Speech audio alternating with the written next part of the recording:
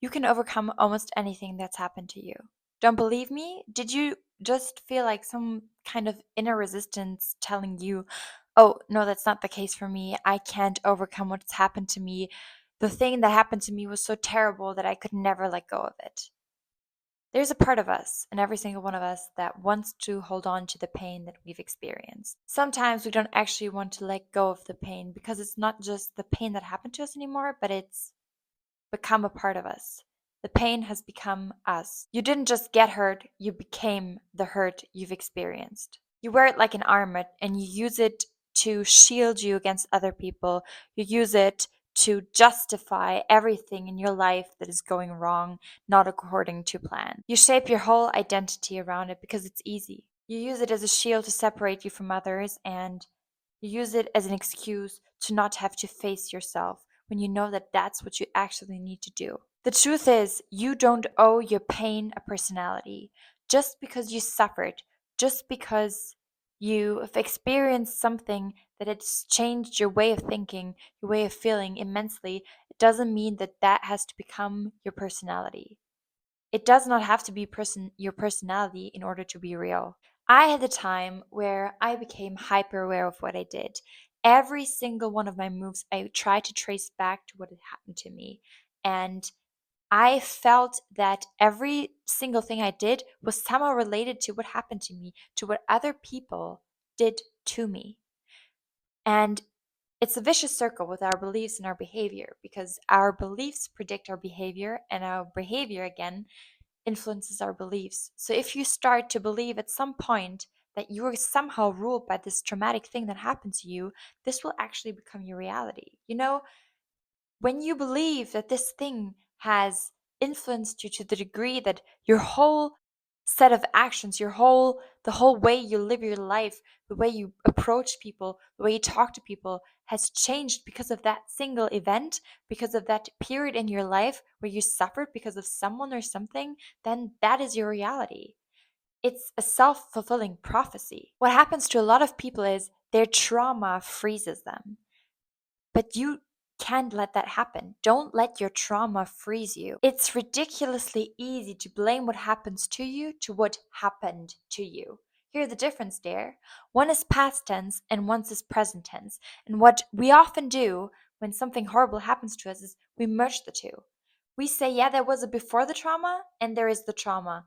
And what we forget is that there is an after the trauma. And after the trauma that is not affected by the trauma itself. You have a point. Our memories do shape who we are. Our experiences do shape who we are. And I'm not telling you to forget about what horrible thing happened to you. That is also a very destructive way to deal with your trauma, to just not want to face it at all. But not every single one of your actions, not every single thing you do is influenced by the traumatic event that you've went through. We create life every day. There was a before and there is an after your trauma. There's no pain you've lived through that disqualifies you from rebuilding and from the ability to deal with the negative changes that happen to you. What you have to do is you have to build resilience. You're not broken, you're becoming. Change is the only constant in this life, okay? Every single day, your whole construct, your whole comfort zone could just collapse and leave you with nothing but shattered pieces. Resilience means that you can pick up those pieces. It means that you can deal with the negative changes that happen to us on a daily basis. Some people are naturally more resilient than others, but mostly resilience isn't something you're born with necessarily. It's something you earn.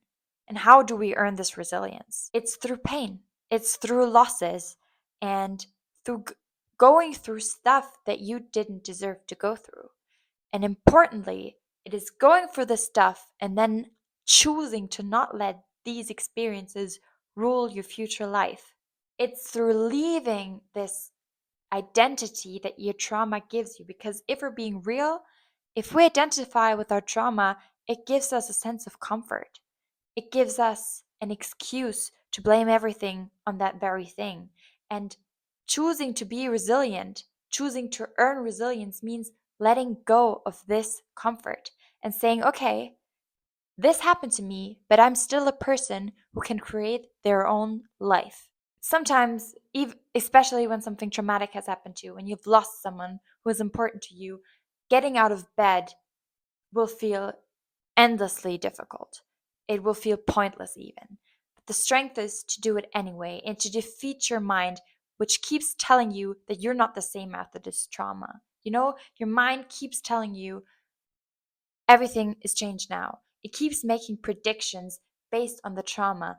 And how you build this resilience is by actively challenging the predictions that your mind makes. It's facing the mirror even when it hurts to look at yourself. It's telling this mind and this traumatic part, these traumatic memories, to not get the upper hand today. You are in control.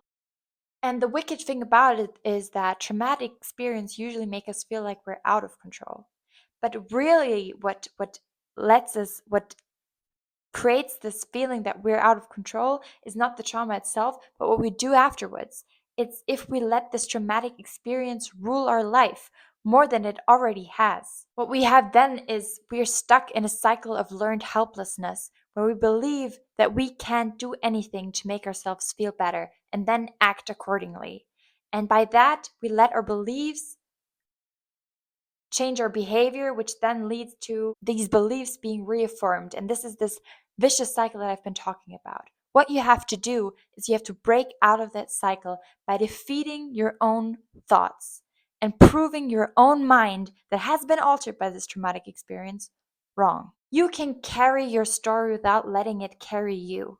If you're still waiting for someone to validate your pain, stop waiting. That someone is you. You're the only person who can pick up your cross, who can carry your burden and move on with your life.